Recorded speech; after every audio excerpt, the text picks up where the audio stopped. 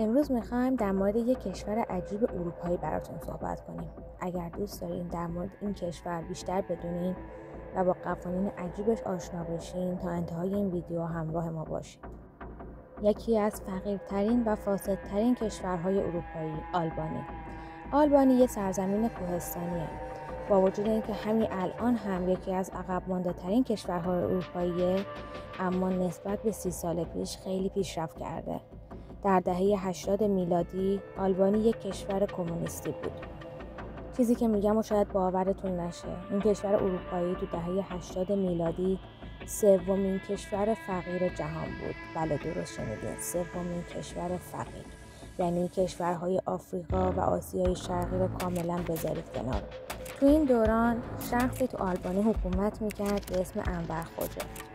انور خوجه شبیه استالین بود، یک دیکتاتوری که همه رو دشمن میبینه و خیلی راحت مخالفینش رو از سر راه برمیداره. انور خوجه آلبانی رو به شکلی درآورده بود که مردم این کشور حتی تو اتاق خوابشون هم جرئت نمی‌کردن در مورد دولتشون حرف بزنن. دولت آلبانی مثل کره شمالی تو اروپا بود، یک سرزمین کاملا بسته که با هیچ کدوم از همسایه‌هاش هم هیچ ارتباطی نداشت. شاید همه مشکلاتی که همین الان همین کشور داره به خاطر تاریخش باشه. تو طول تاریخ این کشور توسط امپراتوری‌های زیادی که به اون منطقه اومدن و رفتن مورد تجاوز قرار گرفته. آخرین باری که به این کشور تجاوز شد توسط فاشیست‌های ایتالیا بود در سال 1939 که 6 سال بعد، یعنی تو سال 1945، یعنی پایان جنگ جهانی دوم، آلبانی دوباره مستقل شد. انور خوجه حزب کار آلبانی بود که البته فقط اسمش حزب کار بود، ولی در اصل هیچ کاری برای این کشور انجام نداد. آلبانی چون یک کشور اسلامی بود از اکثریت جمعیتش مسلمان بودن، حزب کار آلبانی که قدرت رو به دست گرفت تمام سرانش جزء مسیحیان آلبانی بودن. اونها دنبال یه نفری میگشتن که مسلمان باشه و بیاد عضو حزب بشه تا مسلمان ها هم راضی باشن. برای همین انور خوجه‌ای که هیچی نداشت شد قدرت اول آلبانی. انور خوجه از روز اولی که قدرت رو به دست گرفت دستور داد تمام ضد کمونیست ها رو بگیرن و بکشن. برای اینکه مطمئن بشه هیچ مخالفی وجود نداره، چه بیگناه چه باگناه همه رو میکشت. به شدت شبیه اقوامش استالین بود، بدگمان و شکار. به طور مثال اگر دوستانی داشت که حس میکرد چیزی دارن که از این برتره، فوراً دستور قتل اونها رو صادر میکرد و اگر کسی هم اعتراض میکرد که چرا اونو کشید، اون رو هم میکشت. برای همین کسی جرأت مخالفت نداشت. کشور ترسناک انور خوجه نه تنها سال به سال ترسناکتر هم میشد، بلکه از همه لحاظ پسرفت میکرد.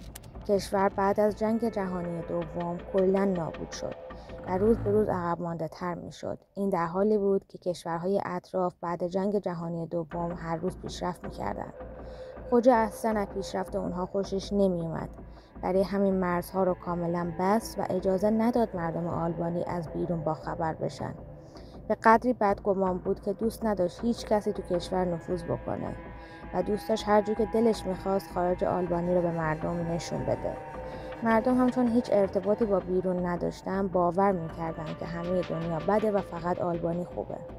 در هر صورت تو اون سالها کشورهای کمونیستی زیادی بودن، اما آلبانی واقعا یه نوبر بود.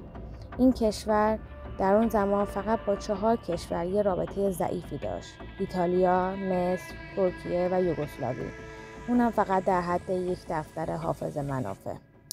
قبل از اینکه با ادامه ویدیو همراه ما باشین، لطفاً با سابسکرایب کردن کانال از ما حمایت بکنید.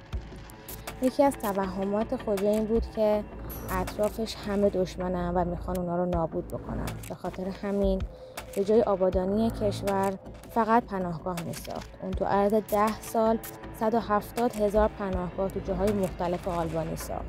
مردم که این پناهگاه ها رو میدیدن بیشتر وحشت میکردن. تو دهه 1980 میلادی تو تیرانا خودرو نمیدیدی. اگرم میدیدی مال یه رده بالایی یا سیاستمدار بود. این شهر که یه پایتخت اروپایی بود شبا برق نداشت و زندگی مردم به شدت بد بود. وضعیت مردم افتضاح بود. بزرگترین مشکل گرسنگی بود. زندگی تو ساختمان هایی که سال 1920 ساخته شده بودند و هیچ بازسازی هم توشون انجام نشده بود و حداقل تو هر اتاقش 10 نفر زندگی میکردن.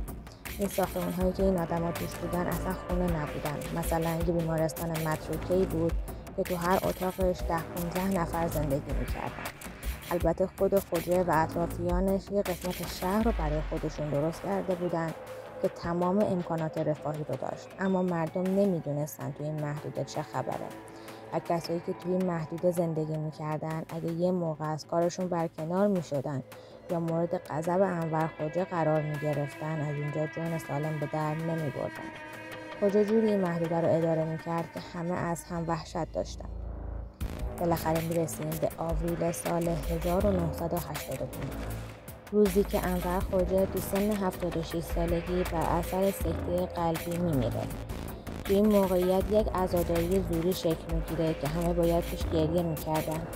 وفاداری مردم به خواجه 6 سال دیگه هم ادامه پیدا کرد، اما تو سال 1991 که کمونیست‌ها تو دنیا شکست خوردن و اربابشون شوروی از هم پاشید، همین باعث شد که آلبانی هم بالاخره آزاد بشه و آلبانی مرزهاشو به روی بقیه باز کنه. ولی هنوزه که هنوزه داره از اون عقب موندگی‌های طولانی مدت رنج میبره و هنوز هم از فقیرترین کشورهای اروپاییه. اگر از این ویدیو خوشتون اومد لطفاً با لایک کردن ویدیو از ما حمایت بکنین و نظراتتون رو برای ما بنویسید. خیلی ممنون که تا انتهای ویدیو همراه ما بودید.